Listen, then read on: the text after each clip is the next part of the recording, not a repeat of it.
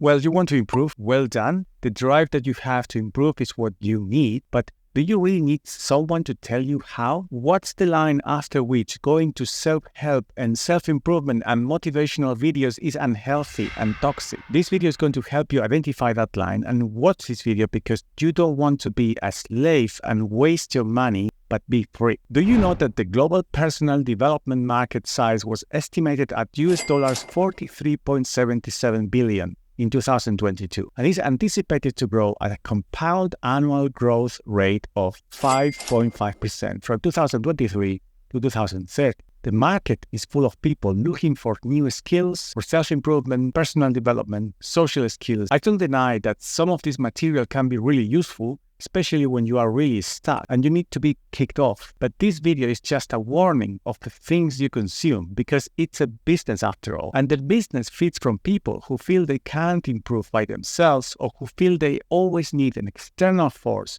to change them. So the best you can do is at some point to learn to improve with your own methods. And I will tell you how. Ask yourself an important question. Why do you want to improve? And this question is deeper than you think. What you don't like in yourself and why you don't like it. This, might surprise you because this feeling mostly comes from you comparing yourself with others. And when I say you, it's the image you have of you. It's the movie you have built around yourself and your life. When I say others that you compare to, it's the stories you hear from others that as successful as they might look, and success is a relative word, can also be facades. And believe me, you don't want to go beyond the beautiful walls of successful people because you never know what you can find. I wouldn't take the risk. If someone tell me you can swap your life with the one of a successful person, I would say absolutely no way. If you see self-help material selling you what success looks like with images of cars and houses and multi-million-dollar entrepreneurs, it's already a red flag and a sign to run away from it. Because here's the thing. You are more precious than anyone you admire right now because it's you and you are full of unique gifts. You are already worth, you cannot calculate it because it's too huge. It's the stories and layers you have built around yourself because of fear that are pushing you down, layers that you just need to identify and remove. And the self-help industry feeds from those fearful layers. So don't follow examples of success of others. Everyone is successful if they tap into their own creative energy, which is usually hidden by fear. So it's as simple as removing the fear. That's all what self-help is about. Awareness is the only way. And every motivator talks about that ultimately one way or another with different words. Awareness is the key. It has always been the key and it will always be the key. And it has been around for thousands of years. The best thing that is going to help you is self-awareness, meditation, and self-analysis. It's going to diminish the power of all those scary stories that you have built around yourselves. Movies, really. Usually horror movies, with you as a character in that movie called life. Awareness is going to detect all those comparisons with others. It's going to see reality in a different way. An incredible tapestry of perceptions, not stories.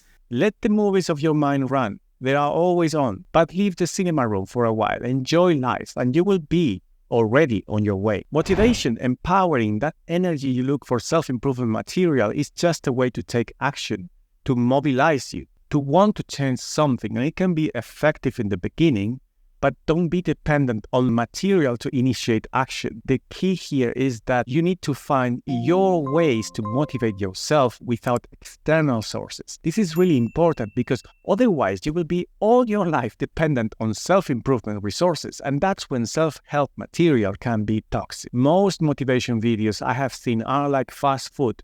You get energy for a moment, but then you don't get to the real core of the problem and that energy vanishes soon and you want more of it. So you are dependent on that dopamine shot. So how to motivate yourself? Awareness, my friend, will give you the clues to your fears, but also what you are excited about. And that is going to be your best guide to yourself. Tapping into the things that excite you, it's the best motivation you can get. Once you identify them and the fears that block you, this is going to help you the most. Don't follow pre-made methods. Through awareness and intuition, really, you can find your own way. If you see the problem, your brain will tell you a tailored solution, and you can build always step-by-step plans. You might look for clues and information from self-improvement materials, but remember, that's what worked for others. And everyone has a unique brain, psyche, experiences, cultural backgrounds. So always make a plan based on yourself. You are the only one, actually, that can listen to your fears, who learn from your mistakes and move on. This and only this will